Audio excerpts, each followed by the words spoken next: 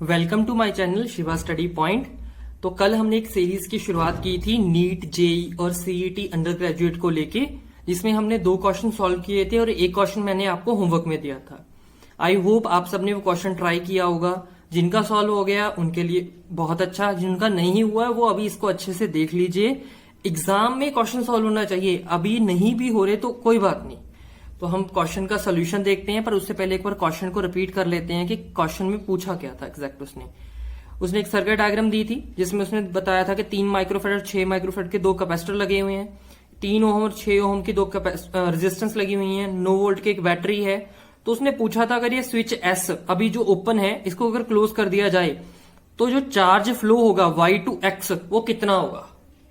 Charge flow y to x जो होगा वो कितना होगा, ये पूछ रहा था हम से क्वेश्चन के अंदर।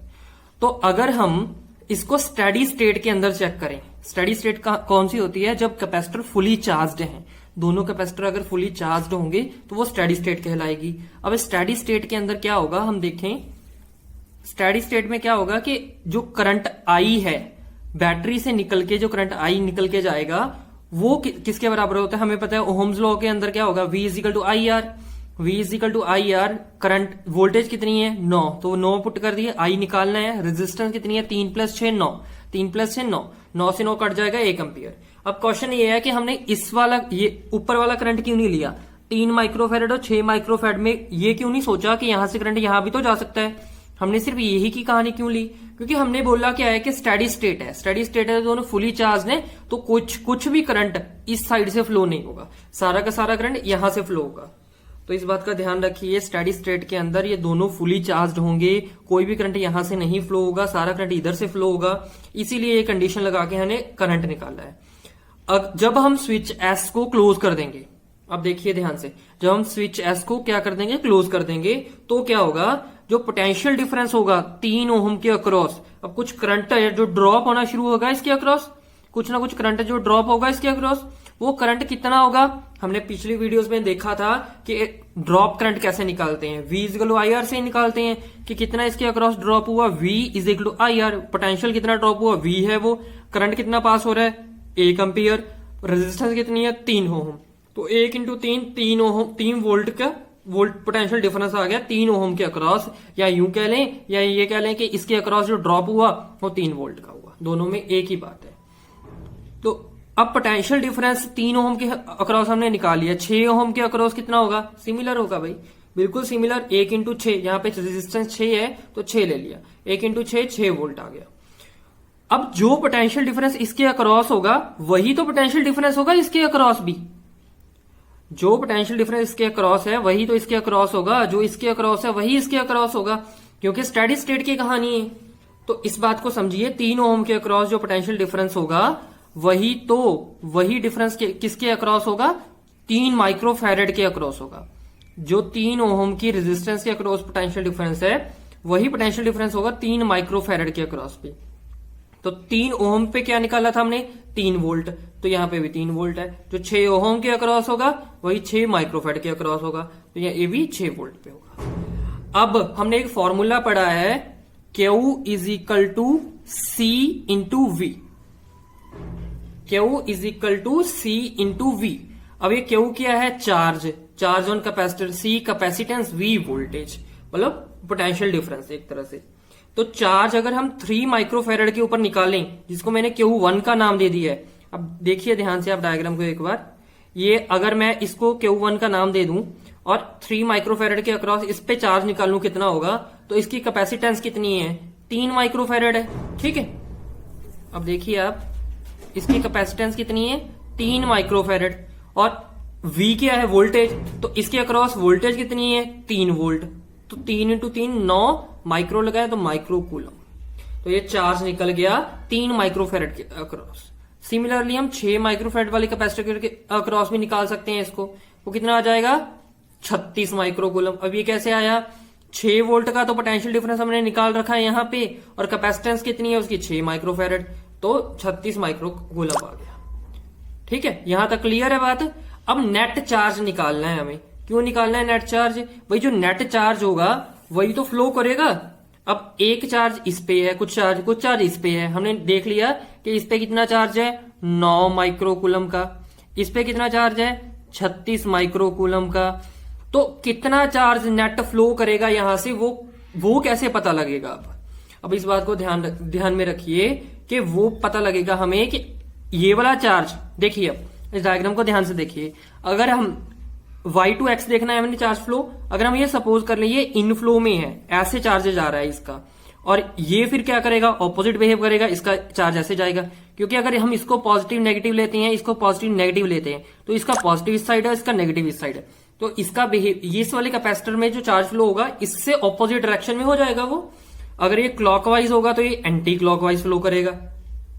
सॉरी, ये अगर क्लॉकवाइज है, अगर इसको हम ऐसा मान लें कि इसमें चार्ज ऐसे फ्लो हो रहा है तो इसमें भी ऐसे ही फ्लो होगा।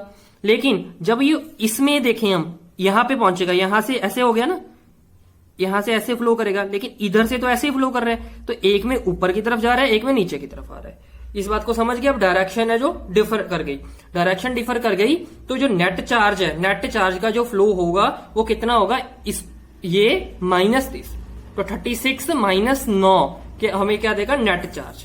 तो इसको ध्यान में रखिए आप, एंड में चलिए आप, 36 - 9 देगा 27 माइक्रोकूलम नेट चार्ज देगा हमें। और ये डायग्राम की तरफ ध्यान दीजिए आप, +Q -Q +Q2 -Q2। क्यों लिखा मैंने ये? क्योंकि एक कैपेसिटर की एक प्लेट पॉजिटिव होती है तो दूसरी नेगेटिव होती है, तो 3 माइक्रोफैरेड की ये प्लेट्स हैं, तो ओवरऑल चार्ज कितना है इस पे 9 माइक्रोकूलम, इस पे 36 माइक्रोकूलम। तो चार्ज फ्लो करके यहीं से जाएगा, तो एक अगर इसको प्लस में मानेंगे, इसको माइनस में मानना पड़ेगा, तो ओवरऑल कितना चार्ज यहां से फ्लो करेगा 27 माइक्रोकूलम का फ्लो करेगा। अब इस चीज को अच्छे से समझ लीजिए। यहां से सपोज कीजिए कि जो चार्ज है इधर से फ्लो करके इधर से जा रहा है, तो इस वाली साइड से ऐसे चार्ज जाएगा। लेकिन अगर हम इस साइड से देखेंगे तो फिर चार्ज इधर से देखा ना हमने, तो नेगेटिव वाली साइड से आ रहा है, नेगेटिव वाली साइड से आएगा तो इस साइड से ऐसे आएगा, तो एक से ऊपर जा रहा है, एक से नीचे आ रहा है।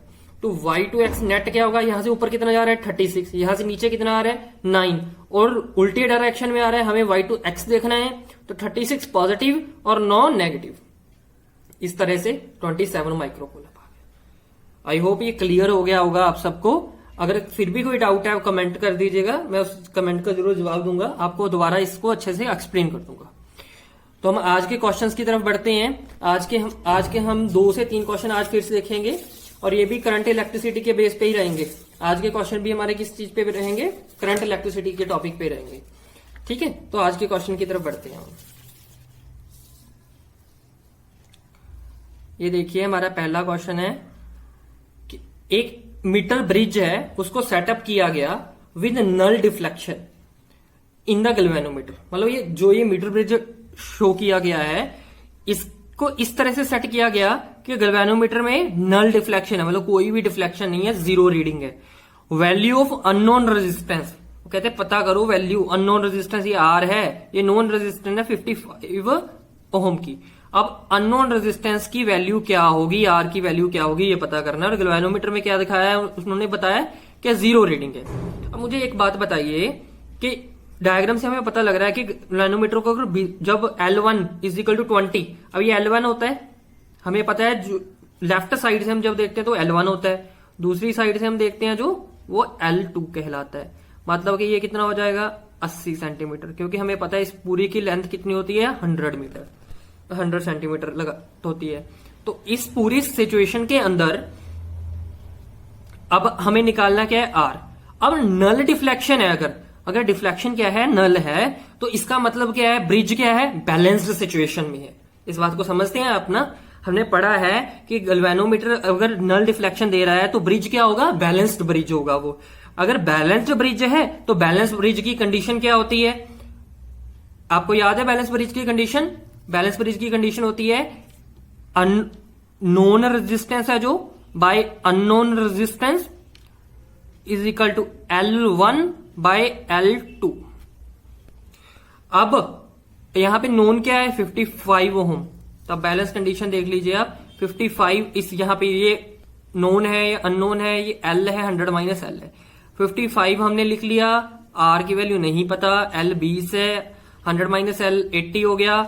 इसको सॉल्व किया तो R मिल गई हमें 220 ओम। सिंपल है, उसने क्वेश्चन कहां पे घुमाया, उसने ये नहीं बोला कि ब्रिज बैलेंस्ड है, उसने क्या बोला कि जो नल डिफ्लेक्शन है, वर्ड को अंडरलाइन कर लीजिए, उसने ये बोला कि डिफ्लेक्शन है जो वो नल है, रेदर देन ये बोलने के कि बैलेंस्ड ब्रिज है।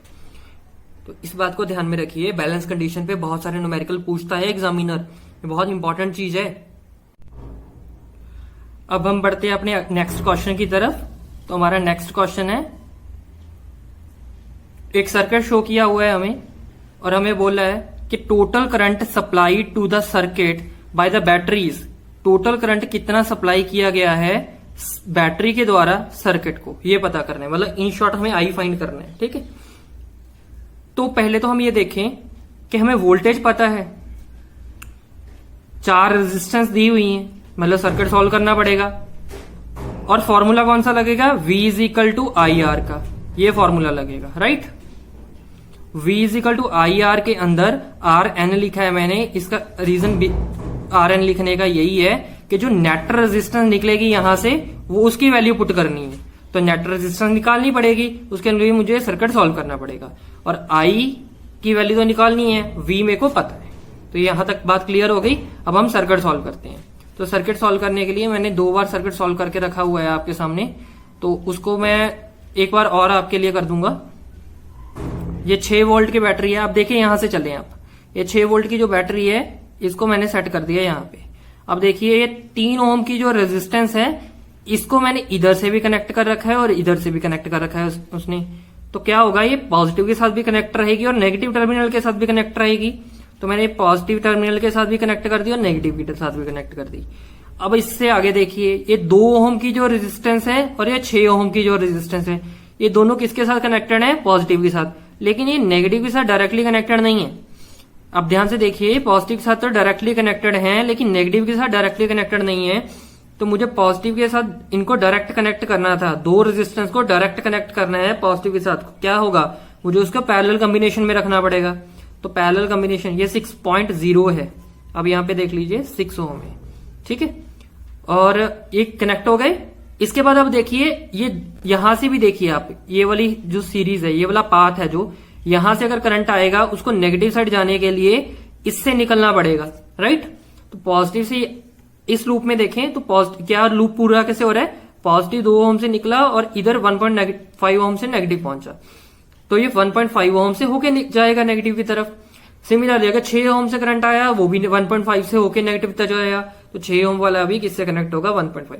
मतलब ये दोनों रेजिस्टेंस पैरेलली कनेक्टेड है 1.5 के साथ, लेकिन आपस में क्या है, सॉरी सीरीज में कनेक्टेड है 1.5 के साथ, लेकिन आपस में क्या है, पैरेलल कनेक्टेड है। तो आप इधर भी देख सकते हो 1.5 को आप क्या लिख सकते हो, 3/2, ये भी ठीक है। अब हम इसको सॉल्व करते हैं, हमें क्या करना है, अब तो आसान हो गया। आई थिंक सर्किट डायग्राम ही थी इसकी जो समझ लगनी जरूरी थी। अब अगर आपको सर्किट डायग्राम क्लियर हो गई है तो इजी हो जाएगा क्वेश्चन। अब तो कुछ नहीं है क्वेश्चन के अंदर, इन दोनों को सॉल्व करेंगे हम आर पैरेलल की हेल्प से, फिर इसका और इसको आर सीरीज के लगाएंगे, फिर जो आंसर आएगा उनको आर पैरेलल में कन्वर्ट करके आर एन निकाल लेंगे। तो पहले मैंने आरपी निकाला है, आरपी देखो ये 1/2 होगा, 1/6 होगा, पैरेलल का यही होता है, ठीक है। 1/R1/1/R2 यूज किया फॉर्मूला, उससे मेरे को आरपी 1/RP मिला 2/3, तो आरपी की वैल्यू क्या आएगी, 3/2 ओम मिलेगी, राइट। यहां तक क्लियर हो गया बात। अब ये आरपी जो है ये इसकी वैल्यू है, इसकी प्लस इसकी वैल्यू सीरीज में होगी, तो इस पे सीरीज का फॉर्मूला लगेगा। मैंने उसको नाम दे दिया RL, लोअर वैल्यू का। RL 3/2 ये निकाला मैंने एक, और ये A भी तो 3/2 है, 3/2 प्लस 3/2 3 ओम आ गया। यहां तक क्लियर। अब ये मुझे पूरी मिल गई RL, तो इसके साथ और इसके साथ मेरे को क्या मिलेगा, पैरेलल कॉम्बिनेशन। पैरेलल कॉम्बिनेशन के साथ मेरे को RN मिल जाएगी, तो 1/RN, 1/RN क्या होगा, 1/3 प्लस 1/3 2/3 देगा, जो कि RN क्या मिलेगा मेरे को, 3/2 ओम मिल गया। क्लियर होगी ये चीज। अब ये 3/2 ओम क्या आ गया, RN। तो मैंने फॉर्मूला क्या बोला था, V is equal to I into RN। V तो पहले ही पता है, RN हमने निकाल दिया, फॉर्मूले में पुट करेंगे आंसर आ जाएगा। मैंने कर रखा है आपके लिए ये भी। 6 वोल्ट की हमारी बैटरी है, 3/2 RN निकाला हमने, I की वैल्यू हमें पता करनी है। यहां से हमारे पास I कितना आ जाएगा, 4 एम्पियर आ जाएगा। क्लियर। तो हमारा आंसर कौन सा ठीक हो जाएगा, 4 एम्पियर करंट हमारा ठीक हो जाएगा। आई होप आपको ये न्यूमेरिकल समझ लग गया होगा, ये क्वेश्चन अच्छे से। तो हम अब बढ़ते हैं अगले क्वेश्चन की तरफ। स्टिल आपका अगर कोई डाउट हो तो आप मुझे वो बता सकते हैं कमेंट करके। आपका वैसे भी कोई क्वेश्चन रहता है या आप चाहते हो कि इस चैप्टर के रिगार्डिंग आपको क्वेश्चन करवाए जाएं तो आप उसको हमें बता सकते हैं। जो ये अगले क्वेश्चन में हमारे क्या है कि मीटर ब्रिज एक शो किया हुआ है बैलेंस पोजीशन के, और कंडीशन क्या है उसकी P/Q is equal to L1/L2। इसका क्या मतलब हुआ कि जो P और Q हैं और L1/L2 है ये दोनों बैलेंस पोजीशन में है पूरे ब्रिज के। अब बैलेंस पोजीशन की कंडीशन है, बैलेंस पोजीशन के हमने पहले भी न्यूमेरिकल किया है आज ही। तो उसमें क्या होता है कि गैल्वेनोमीटर की रीडिंग क्या होती है, नल होती है, मतलब कि जीरो होती है। तो इसका मतलब इस पॉइंट के ऊपर गैल्वेनोमीटर जीरो रीडिंग दे रहा है, मतलब ब्रिज है जो वो बैलेंस हो गया। तो वो बैलेंस की कंडीशन इन्होंने ये बता दी है। तो कहते हैं अब क्वेश्चन में क्या बोल रहे हैं, if we interchange the position of galvanometer and cell, galvanometer और सेल की पोजीशन इंटरचेंज कर दिया, what will be the bridge work.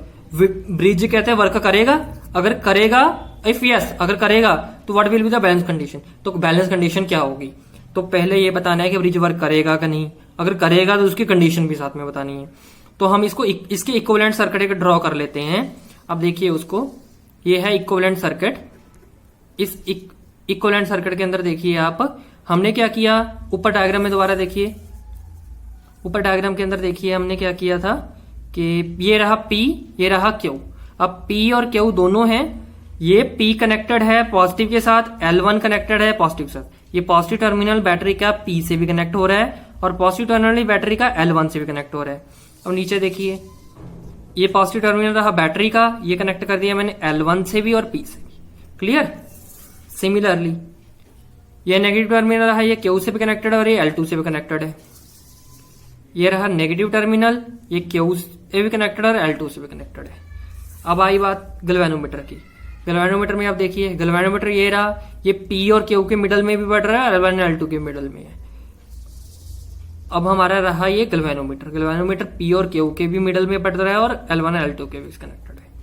तो ये मतलब ये हमारी इक्विवेलेंट डायग्राम हो गई जो हमें सर्किट दिया गया था। अब ये इक्विवेलेंट डायग्राम को मैं भूला क्या था उसने मेरे को कि मुझे गैल्वेनोमीटर को बैटरी या सेल से रिप्लेस करना है और दोनों को इंटरचेंज करना है, मतलब रिप्लेस तो नहीं, इंटरचेंज करना है दोनों की पोजीशन को। तो ये मैंने ये इंटरचेंज करके बना दी सर्किट। देखिए सर्किट सेम है, गैल्वेनोमीटर की जगह क्या लगा है सेल, और सेल की जगह क्या लगा है गैल्वेनोमीटर। क्लियर होगी, और तो कोई चेंज नहीं है। अब इस गैल्वेनोमीटर इस सर्किट के अंदर वो कह रहा है कि चलेगा या नहीं चलेगा। अगर चलेगा, बैलेंस होगा, तो बैलेंस पोजीशन क्या रहेगी। तो मैंने क्या किया, इस सर्किट को पहले तो ऐसी ही फॉर्म में लेके आया। ऐसी फॉर्म मतलब कि गैल्वेनोमीटर मिडल में और बैटरी बाहर हो। तो इस फॉर्म में ले जाते हुए मैंने क्या देखा, देखो मैंने आपके लिए ड्रॉ कर रखा है। अब देखिए इसको ड्रॉ कैसे किया मैंने, पहले ये देखिए, पहले सबसे पहले मैंने सबसे पहले ऊपर देखिए ये बैटरी रही, ये रही बैटरी, ये पॉजिटिव और नेगेटिव टर्मिनल के साथ है। बैटरी रही पॉजिटिव और नेगेटिव टर्मिनल के साथ। तो यहां पे मैंने लगाई बैटरी, नेगेटिव पॉजिटिव टर्मिनल के साथ लगा लो या पॉजिटिव टर्मिनल, कोई दिक्कत नहीं है। तो नेगेटिव टर्मिनल किससे कनेक्टेड है भाई, L1 और L2 दोनों से। ये रहा मेरा नेगेटिव टर्मिनल का L1 और L2। अब मेरा पॉजिटिव टर्मिनल ऊपर किससे कनेक्टेड है, P और Q से। यहां पे पॉजिटिव टर्मिनल है जो किससे कनेक्टेड है, P और Q से। अब P ऊपर रखना है या Q ऊपर रखना है, ये कैसे पता लगेगा। अब देखिए जो P और L1 है वो एक साइड पे आ रहे हैं गैल्वेनोमीटर की, और Q और L2 हैं जो दूसरी साइड पे आ रहे हैं गैल्वेनोमीटर की। अगर गैल्वेनोमीटर में इस तरह अरेंज करता हूं तो मुझे P और L1 को ऐसे रखना पड़ेगा और L और Q2 को ऐसे रखना पड़ेगा। अगर आप गैल्वेनोमीटर को इस तरह से अरेंज करना चाहती हैं तो ये पूरी डायग्राम है जो वही चेंज हो जाएगी। ठीक है, तो अब देखिए इन दोनों को कंपेयर करें आप। यहां पे हमने कंडीशन क्या थी हमारे पास, जो गिवन कंडीशन थी वो क्या थी, P/Q is equal to L1/L2। तो ये रहा P/Q, यहां पे इसकी जगह L1 है by P, L1/P, L1/L2, L1/L2, this by this, मतलब L2/Q। अब इसको रीअरेंज करेंगे, P को ले जाएंगे इधर P/Q बन जाएगा, L2 को ले जाएंगे इधर L1/L2 बन जाएगा। तो यही तो बन जाएगा। तो यहीं से तो शुरू किया था, तो मतलब जो बैलेंस कंडीशन पहले थी वही बैलेंस कंडीशन अब रहेगी, सेम बैलेंस कंडीशन रहेगी, बैलेंस कंडीशन में कोई चेंज नहीं आएगा और ये डेफिनेटली वर्क करेगा। तो हमारा कौन सा ऑप्शन ठीक हो जाएगा? हमारा पहला ऑप्शन है जो वो ठीक हो जाएगा। हमारा पहला ऑप्शन है P by Q is equal to L1 by L2 work करेगा, यही बैलेंस कंडीशन रहेगी। आई होप यहां तक आपको बात क्लियर होगी। अब आप देखिए, ये हो गए 3 क्वेश्चन हमने जो सॉल्व किए आज। तो अब आपको होमवर्क टाइम है, तो होमवर्क के लिए मैं आपको क्वेश्चन दे रहा हूं। तो एक क्वेश्चन देखिए आप, जो होमवर्क के लिए आपके लिए वो है कि एक कोई इलेक्ट्रिक सर्किट है, फिगर में शो किया गया है। कहते calculate the potential difference across the resistor of 400 ohm. ये 400 ओम की एक रेजिस्टर है, इसके अक्रॉस क्या पोटेंशियल डिफरेंस होगा ये पता करना है। As will be the measured by the voltmeter V, voltmeter V measure करेगा जिसको, ऑफ रेजिस्टेंस 400 ओम। इसकी अपनी इंटरनल रेजिस्टेंस है जो 400 ओम भी होगी। एक तो 400 ओम यहां पे लगी है, एक इंटरनल रेजिस्टेंस इसकी भी 400 ओम है। Either by applying Kirchhoff law, otherwise या तो किरचॉफ लॉ से निकालो या जैसे मर्जी निकालो। तो आप किरचॉफ लॉ से ट्राई करो, आई थिंक इसको, क्योंकि किरचॉफ लॉ हमने अच्छे से पढ़ भी रखा है। तो आप किरचॉफ लॉ ट्राई करो और चेक करो कि आपसे ये सॉल्व हो पा रहा है या नहीं हो पा रहा, नहीं तो कल तो हम करेंगे। ठीक है, टिल देन टेक केयर, अच्छे से स्टडी करो, एग्जाम बहुत नजदीक आ चुका है अब तो जो मैं करवा रहा हूं वो तो स्टडी करना ही है, इसके अलावा एक्स्ट्रा स्टडी भी आपको करनी पड़ेगी, डेफिनेटली करनी पड़ेगी। आप ये सारी वीडियोस फ्री हैं, ऑनलाइन सिर्फ इसी मोटिव से दी जा रही हैं। जो बच्चे घर पे बैठे हैं, जो किसी कारण से कोचिंग नहीं ले पा रहे हैं, कोचिंग सेंटर से नहीं पढ़ पा रहे हैं, अपनी रिवीजन नहीं कर पा रहे, उनका एग्जाम खराब ना हो जाए, सिर्फ इसी मोटिव से ये वीडियोस बन रही हैं। So support us, like the video, share the video, subscribe our channel. Thank you so much.